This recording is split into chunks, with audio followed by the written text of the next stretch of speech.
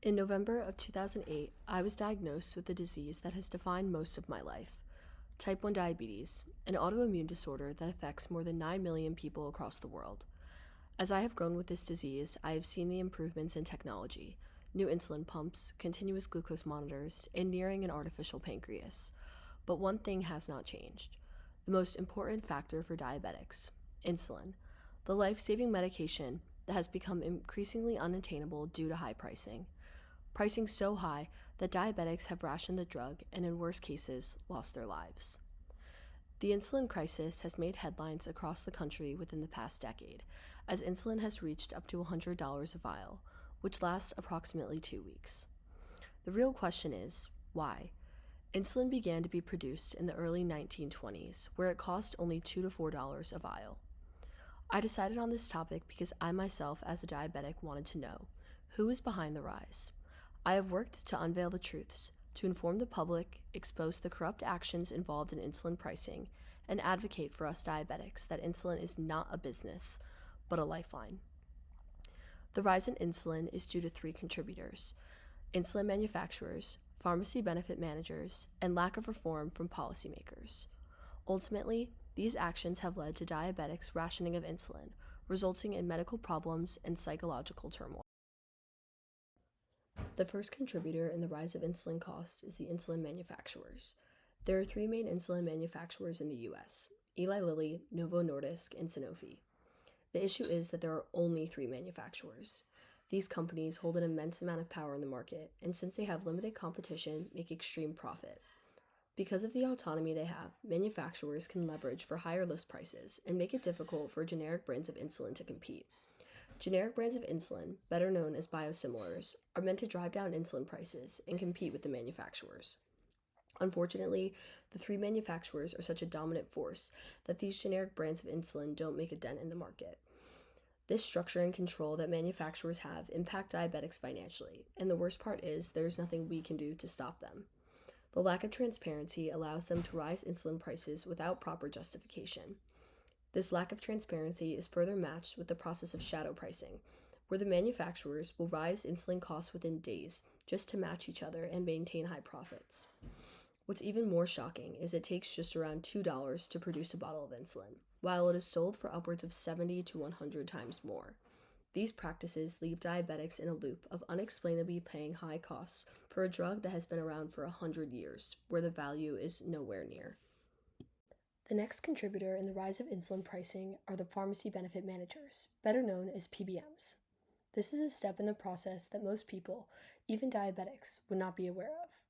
A PBM's job is to secure rebates from insulin manufacturers on behalf of the insurance companies. The overall goal of this is to lower the cost of insulin for patients. A rebate is basically a discount that manufacturers pay back to the PBMs. In theory, that this money should help reduce what patients pay at the pharmacy counter. However, this rarely happens. Instead of using these rebates to lower costs, PBMs keep a portion of the rebate money, which encourages the PBMs to prefer drugs with higher list prices, as they will get to keep more. Because higher list prices lead to larger rebates, PBMs tend to work hand in hand with the manufacturer. As we know, manufacturers have enough money to pay the PBMs larger sums, which prefer their products and lead to higher list prices. The PBMs make profit, the manufacturer's products are preferred at high cost, and in turn, the only people that hurt in this cycle are the diabetics. This is the process that is supposed to help, not hurt. The last contributor to the rising cost of insulin are the policymakers. To clarify, it's a matter of what the policymakers have failed to do or implement correctly. In 2022, the Insulin Reduction Act was passed in hopes of helping to relieve financial strain for diabetics paying for insulin. In theory, policymakers are implementing a strategy that is useful, but what is left out about this act is that it does not apply to all. In a video from NBC News, they explain this problem. Prices, the life-saving medication needed by more than 7 million Americans currently has a $35 cost cap for people with Medicare only. So the Inflation Reduction Act does not cap insulin costs for people with private insurance, leaving millions of families struggling to pay for insulin. Policymakers need to focus on targeting where the rise is starting from, the PBMs and manufacturers, instead of placing a band-aid over the cost. As policymakers face the struggles at hand, they must focus on reforming the system as there are no proper rules and regulations in place to control pricing, which is why it has gone so out of hand. Also, policymakers must focus on supporting the implementation of generic biosimilars in the market to lower cost, a viable solution to all. A report from Business Insider states The US does not regulate prices. So that's part of the answer. Insulin's expensive because it can be. There's no limit to how high the price can rise. the $35 monthly cap may be a start, but policymakers have larger goals to focus on. Now that these goals have been pointed out, it's crucial that action is taken. We are now aware of why insulin prices are so high. Identifying the rise is one step, but in the end, the prices affect one group and one group only: diabetics. The financial strain has resulted in medical challenges and psychological turmoil in securing insulin.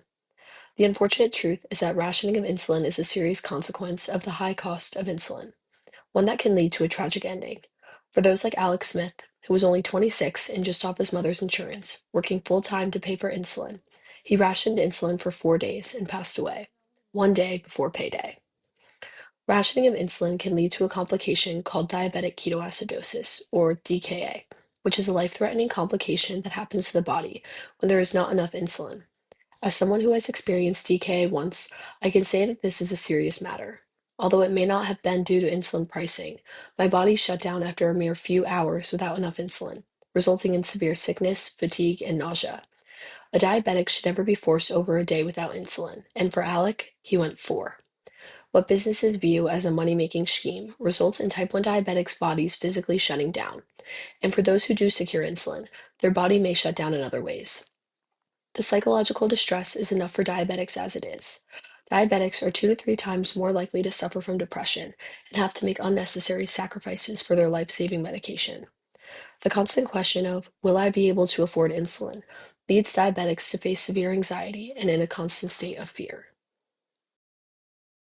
To recap it all, the contributors to the rise in costs begin with the manufacturers, who set high drug prices due to limited competition and lack of reinforcement.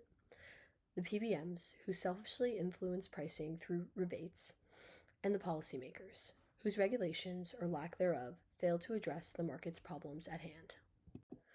Just like me here, on my diagnosis date in Yale New Haven Hospital, no child, parent, teacher, grandparent, or anyone else in the diabetic community should have to face the medical and psychological challenges resulting from the corrupt practices of manufacturers, PBMs, and policymakers.